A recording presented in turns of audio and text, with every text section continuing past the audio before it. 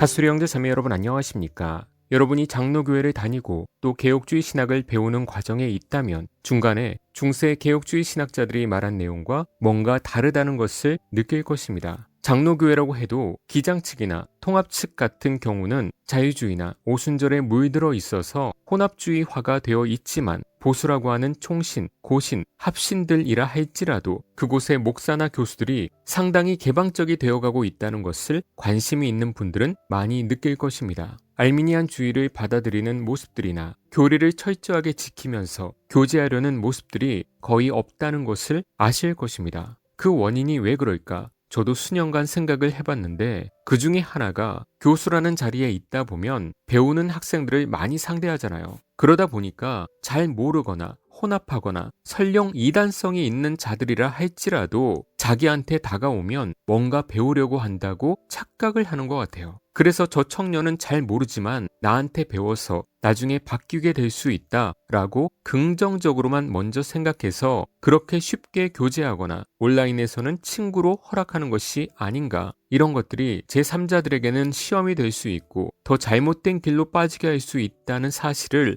인식하지 못한 상태가 되어버린 것은 아닌가라는 생각이 들기도 합니다. 평생 배우려는 학생들만 상대하다 보니까 사람들을 보는 경계의 눈이 약해졌다고 할까요? 그래서 본이 되는 신앙의 선을 지키지 못하는 모습까지 나타나게 되는 것은 아닌가? 책도 팔아야 되고 하니까 말이죠. 그러면서 누군가가 지적을 하게 되면 그때서야 칼빈주의를 어떤 절대적인 기준으로 말한다기보다는 일종의 자기 방어용으로 사용하기도 합니다. 나도 칼빈주의자고 교리 충분히 알아. 말은 하는데 그 정도로 해서는 칼빈주의자라고 말하기가 애매하죠. 이제는 이런 사람들을 대하는 자세뿐 아니라 교리적 내용까지 혼합의 물결에 휩쓸리고 있는 것이 사실입니다. 보수 교단이라고 하는 신학교는 이미 개혁주의가 아니라 신복음주의에 물들어가고 있고 WEA까지 옹호하는 모습들이 나타나기 시작했죠. 청년들은 그런 신학교는 절대 가면 안 되고 갈 필요도 없습니다. 그런 신학교 뭐하러 갑니까?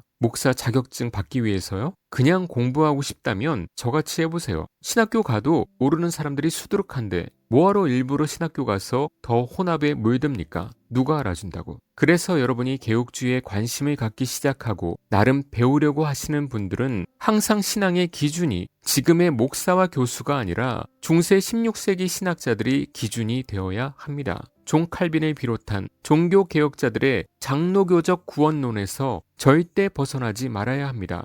지금 세상의 신학자들이 자꾸 혼합적인 얘기를 할 때 그들의 말에 귀 기울이고 따라가지 마시고 이런 중세 신학자들의 고전들을 읽으면서 그들의 신앙을 본받으며 위로를 받으시길 바랍니다. 그 중세 시대의 교리와 신앙이 잘못됐다면 장로교회 자체가 무너지는 것입니다. 그런데 그때의 교리를 고수하고 이어가려 하면 뭐라고 합니까? 지금은 근본주의라는 소리를 듣죠. 말이 안 되죠. 그렇다면 칼빈과 믿음의 선조들은 잘 몰랐다는 것이고 고쳐야 될 것들이 많이 있다는 것이죠. 그리고 진리는 변할 수 있다는 거예요. 지금 이 시대가 학문이 발전이 되고 교수나 목사들이 정보를 얻어서 그때 중세 신학자들을 다 분석하고 또 다른 더 고차원적인 결론을 내릴 것이다 라는 착각을 하시면 안 됩니다. 절대 그렇지 않습니다. 인류 역사상 하나님께서 신학적인 가장 큰 지혜와 경건을 허락하셨던 것이 바로 16세기라고 해도 과언이 아닙니다. 이것을 인정해야 나의 신앙의 중심이 그때를 기준으로 살아갈 수 있는 거예요.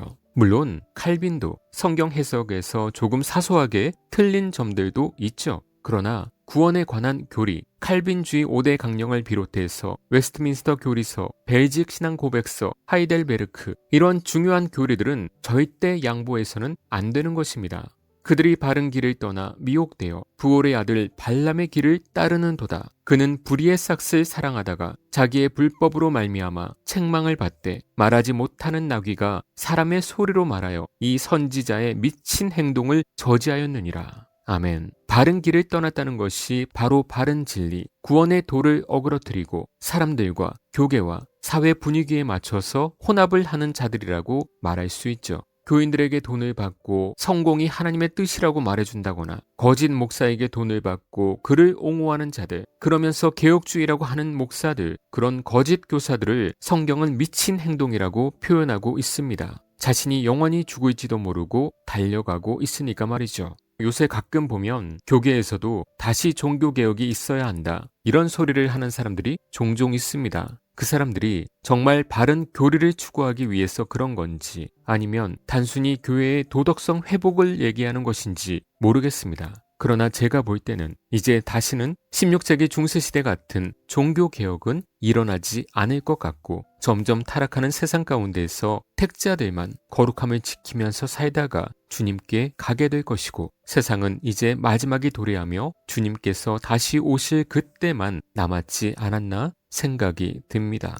여러분이 참된 성도라면, 바른 성경의 진리만을 따라가고 싶다면 언제나 이 영적 생명과도 같은 교리를 마음에 품어야 합니다. 진정으로 회심한 자들에게는 이 교리가 단순히 문자이거나 학문이 아니라 눈물의 교리입니다. 성삼위 하나님께서 나 같은 자를 구원시키려고 하신 그 말씀과 교리는 나의 생명과도 같은 전부가 될 것입니다. 이런 믿음이 생긴 자들이 거듭난 자들이고 회심한 자이며 성령께서 내주하시는 영생을 얻은 자들입니다. 그러니까 앞으로도 흔들리지 마시고 세상의 유명한 자들에게 귀를 내어주지 마시고 바른 진리의 길을 걸어가시길 주님의 이름으로 축원합니다.